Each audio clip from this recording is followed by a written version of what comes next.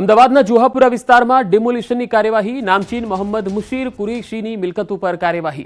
ગેરકાયદેસર મિલકત ઉપર બુલડોઝર ચાલ્યું। મોહમ્મદ મુશીર પર જુગાર, આર્મ્સ એક્ટ સહિતના ગુનાઓ છે।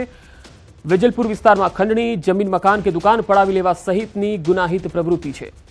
મોહમ્મદ મુશીરના અન્ય સાગરીતો પર પણ કાર્યવાહી કરવાના છે। મુશીરના ગેરકાયદેસર આલિશાન બંગલા પર ડિમોલિશન કરવામાં આવ્યું। અંદાજે 4 વીઘામાં બનાવ્યો હતો આલિશાન બંગલો।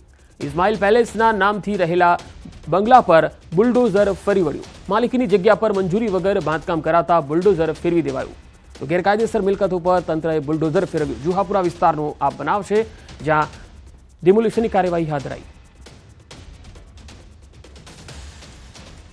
અમદાવાદના જોહાપુરા વિસ્તારમાં ડિમોલેશનની કાર્યવાહી કરવામાં આવી છે અને આ વખતે જે ડિમોલેશનની કાર્યવાહી કરવામાં આવી છે તે ગેરકાયદેસર મિલકત નામચીન મોહમ્મદ મુશીર કુરેશીની હોવાનું સામે આવ્યું છે।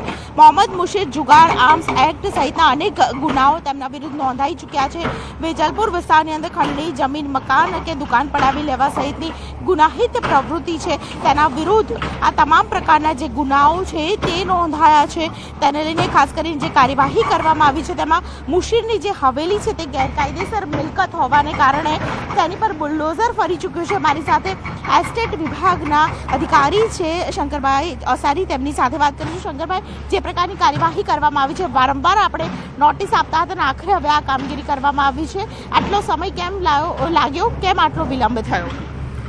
કોઈ કારણસર થઈ શકેલ નથી, પરંતુ આજે આ કામગીરી હાથ ધરવામાં આવે છે અને દૂર કરી રહ્યા છે। અચ્છા, કોણ છે, શું છે, કેવી રીતે આપણે કામગીરી કરી છે? ઓન રેકોર્ડ જોઈએ તો મુશીરભાઈ કરીને બાંધકામ કરી રહ્યા હતા, એમની જ માલિકીનું હતું અને કોઈ પણ પ્રકારની મંજૂરી લીધેલ નહોતી। અચ્છા, આપણે કેટલા સમય પહેલેથી આ પ્રકારની નોટિસ આપતા રહેતા હતા અને અત્યારે 2025 ક્યારે સૌથી પહેલા નોટિસ આપી? ઓક્ટોબર 2022થી નોટિસ આપવામાં આવેલ છે। અચ્છા, અને અત્યારે 25માં કામગીરી 3 વર્ષનો વિલંબ શા માટે? તો કોઈ અગમ્ય કારણસર થઈ શકેલ નથી, પરંતુ અત્યારે આપણે દૂર કરી રહ્યા છીએ। કુલ કેટલી નોટિસ આપી છે? 3 નોટિસ આપવામાં આવેલ છે। 3 નોટિસ આપવામાં આવી છે। એ સિવાયની આજની કામગીરીને લઈને બીજું પણ શું ધ્યાનમાં રાખવામાં આવશે? આ મિલ્ક સિવાય અન્ય કોઈ ગેરકાયદેસર મિલકત પણ સામે આવી છે કે કેમ? નહીં, બાંધકામો જે ધ્યાન પર આવે છે તેઓને આપણે નોટિસો આપીએ જ છીએ, દરેક ગેરકાયદેસર બાંધકામને। આ વખતે જ્યારે આ જે નામચીન વ્યક્તિ હતા કે જેને આ પ્રકારની ગુનાહિત પ્રવૃત્તિમાં તેમનું નામ હતું, તો આપણી પાસે કેટલા પુરાવા હતા? જે પ્રકારે આપણે આજે કામગીરી કરી છે, 3 વર્ષથી આપણી પાસે નોટિસ પણ હતી અને 2025માં કામ કરવામાં આવ્યું છે, અન્ય કોઈ મિલકત પણ છે કે કેમ જે કોર્પોરેશનના ધ્યાનમાં આવી હોય? એ અમે ચેક કરી રહ્યા છીએ, અમને પોલીસ વિભાગથી યાદી આપવામાં આવશે, એ પ્રમાણે અમે કામગીરી કરશું।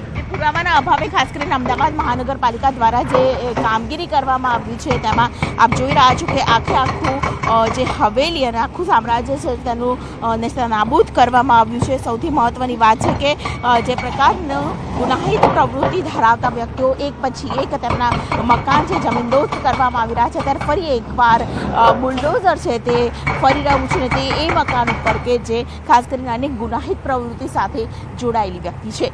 કેમેરા પર્સન અમિત શર્મા સાથે